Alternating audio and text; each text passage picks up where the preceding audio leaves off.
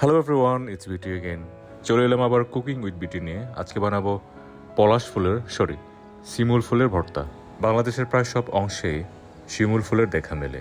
বসন্তের সময়ে গাছ ভর্তি লাল টকটকে ফুলের কোনো স্বরূপ না থাকলেও সৌন্দর্যে মুগ্ধ হন না এমন ব্যক্তিবোধ হয়ে খুব কমই দেখা মেলে। শিমুল আমাদের দেশের অত্যন্ত একটি পরিচিত ফুল, তাই শিমুল শব্দটা উচ্চারণ করলে সবার আগে এর রক্তরাঙা চেহারার কথাই মনে আসে।